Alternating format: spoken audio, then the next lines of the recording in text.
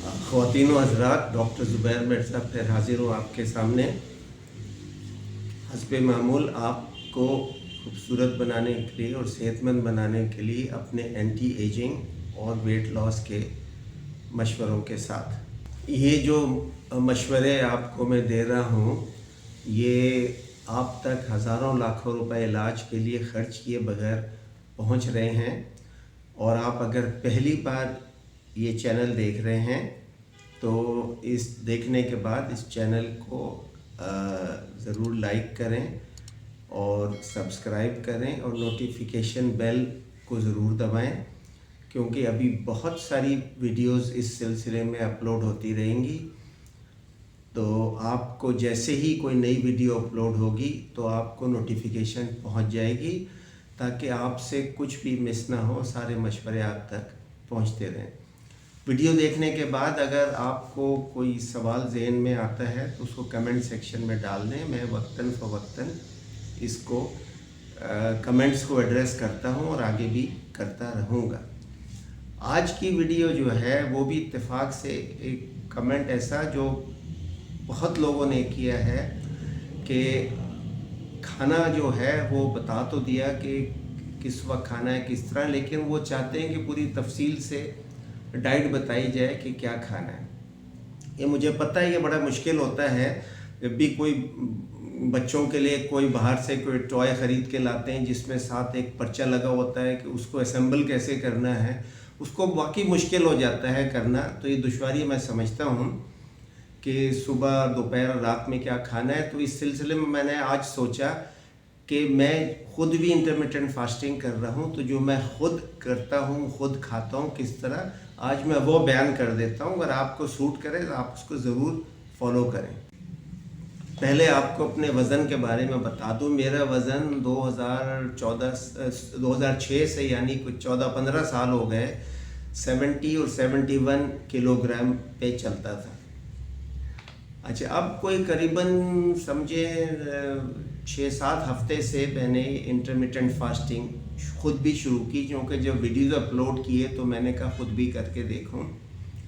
तो शुरू की थे, उससे 6 हफ्ते के अंदर मेरा वेट जो है वो 71 केजी से नीचे आ गया, 67 तक आ गया। और मेरी जो वेस्ट है वो 34 से कम होकर 32 पे आ गई। मेरे ट्राउज़र सब ढीले हो गए, बेल्ट ढीली हो गई, बेल्ट के जो सुराख हैं वो पीछे करने पड़े मुझे, और एक बेल्ट में तो सुराख ख़त्म ही हो गए, नया सुराख बनाना पड़ा, क्योंकि नई बेल्ट थी इसलिए उसको फेंकना भी नहीं चाह रहा था।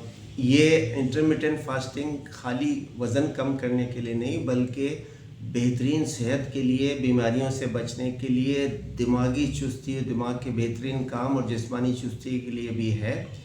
तो मैंने उस हवाले से शुरू किया था। वेट का तो मेरा मसला नहीं है, लिहाजा मैंने किया है कि इंटरमिटेंट फास्टिंग थोड़ी सी कम कर दी है, क्योंकि मुझे मज़ीद वेट कम अभी नहीं करना है।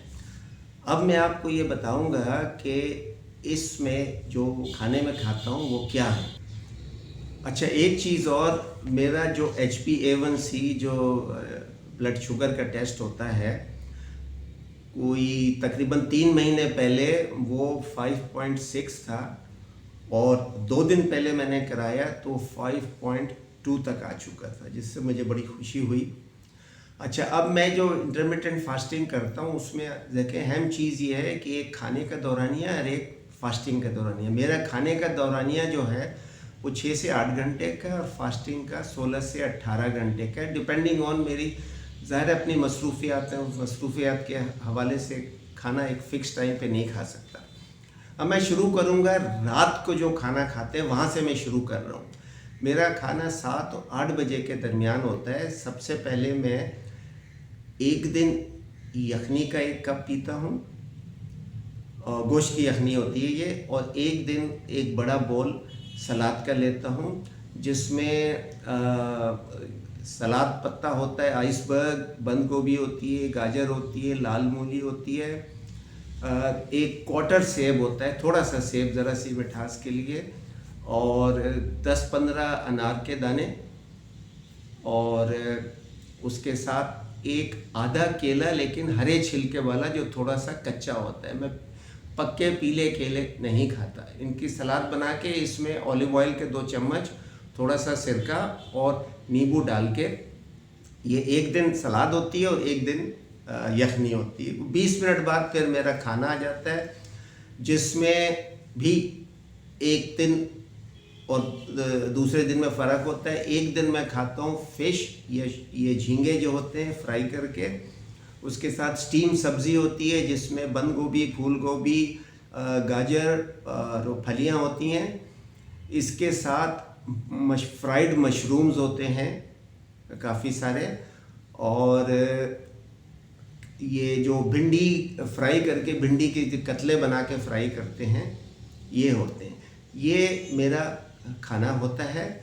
इसके बाद कोई मीठा नहीं खाता। अगर कभी दिल चाहता है तो एक्स्ट्रा डार्क चॉकलेट का 1 स्क्वायर या 1.5 स्क्वायर में खा लेता हूँ। उसके बाद ग्रीन टी।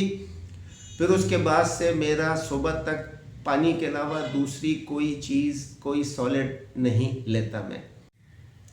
अच्छा, अब दूसरे दिन जो मेरा खाना होता है वो इसी तरह मैंने बताया ना, एक दिन यखनी और एक दिन सलाद का बोल होता है।